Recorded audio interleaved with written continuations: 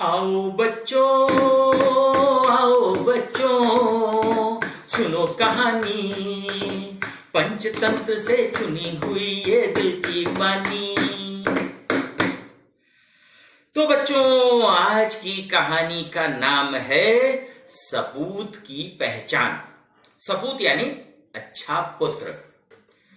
बच्चों, कहानी गांव के पनघट की है। पनघट यानी कुआं। वहां 3 स्त्रियां जाती हैं पानी भरने। उसमें से 2 स्त्रियां थोड़ा ज्यादा बतूनी थीं। वो अपनी तारीफ थोड़ा बढ़ चढ़ के करती थीं और मौका मिले तो वो किसी के सामने भी अपनी तारीफ करना शुरू कर देती। न मौका मिले तो दीवार को अपनी तारीफ सुनाती थीं। तो जानते हो बच्चों, वहां पनघट पे एक आदमी, वृद्ध आदमी, बैठकर कुछ खा पी रहा था। स्त्रियों ने सोचा ये तो बहुत अच्छा मौका है, यहां पर तो तारीफ करना चाहिए हमको। तीनों बैठ गई वहां। अरे क्या जल्दी है, अभी थोड़ी देर में पानी भर के घर चलेंगे वापस, अभी तो बहुत दिन बीतने में समय है। तो बैठ गई। पहली स्त्री ने कहना शुरू किया, जानती हो सखी, मेरा बच्चा तो इतना विद्वान है, इतना विद्वान है, वो पंडित पोथाराम का शिष्य तोताराम जब से शास्त्रीय पढ़ के पढ़ाई करके आया है तब से इतना ज्ञानी हो गया है कि क्या बताऊं। चांद, सितारे, सूरज, चांद और पंचांग, ये सब इसके जबान पर कंठस्थ हैं। अजी, वो मुहूर्त देखने के लिए पंचांग थोड़ी खोलता है, मुंह से जो कह दिया बस वही मुहूर्त हो गया। और उसका कहा इस आसपास के सारे गांव वाले मानते हैं। बड़े बड़े पंडित उसके सामने आने से घबराते हैं। अजी, मैं तो जब निकलती हूं बाजार में तो लोग कहते हैं वो देखो, वो शास्त्री जी की माता जी जा रही हैं। सच कहूं, मैं तो फूल कर कुलपा हो जाती हूं। तो दूसरी ने सुना, उसने कहा कि अजी, मेरे पुत्र के बारे में सुनोगी ना तो क्या बताऊं। अजी, वो तो इतना बड़ा पहलवान है कि 10-20 गांव में उसके जैसा पहलवान तो क्या, राजधानी तक वो कुश्ती लड़के आ चुका है। मैं उसे रोज बादाम हलवा और घी खिलाती हूं। जानती हो, अभी पिछले दिनों राजधानी में कुश्ती थी, वहां बड़े भारी कल्लू नट को उसने 2 मिनट में आसमान दिखा दिया था। जी, मैं जब घर से निकलती हूं तो लोग कहते हैं वो देखो कल्लू, वो देखो पहलवान जी की माता जी जा रही हैं। और वो कल्लू पहलवान को जिसने चित्त किया था उसकी माता जी। जी, मैं तो सुनते ही गदगद हो जाती हूं। तीसरी बेचारी चुपचाप बैठी हुई थी। दोनों ने उससे कुरेद कर पूछा, क्यों जी, तुम्हारे बेटे में कोई खासियत नहीं है क्या? बेचारी भोली थी। उसने कहा, नहीं, मेरा बेटा बहुत सीधा साधा और भोला है। जब से उसने होश संभाला है तब से खेतों पर काम करने जाता है। घर के भी सारे काम में मेरा हाथ बटाता है, यहां तक कि पानी भी रोज वही घर भर के लाता है।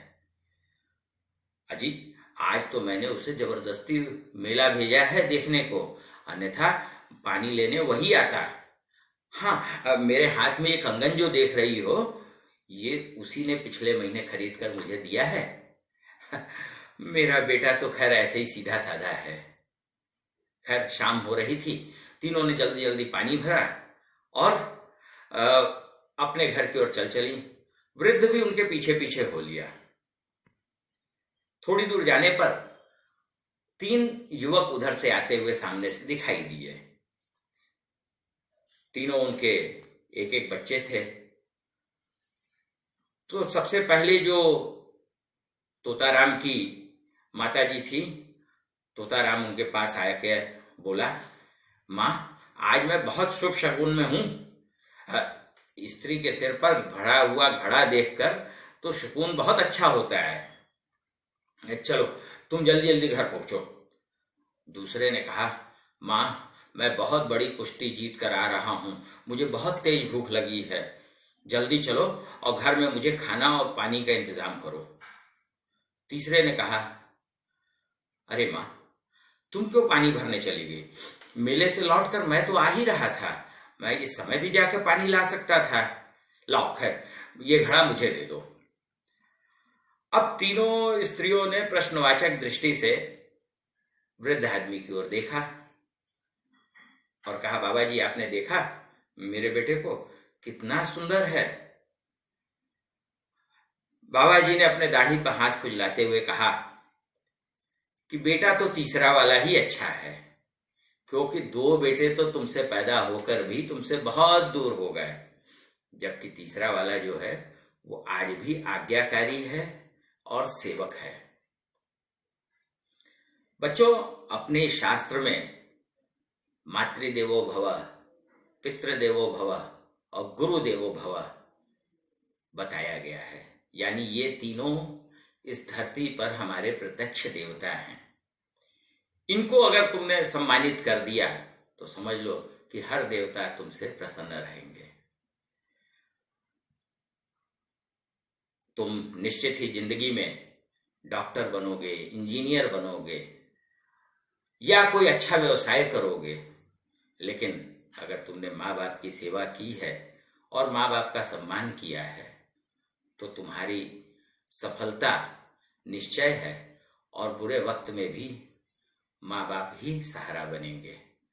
तो बच्चों, आज की कहानी बस इतनी ही। कल फिर एक नई कहानी के साथ मिलते हैं। तब तक के लिए नमस्कार।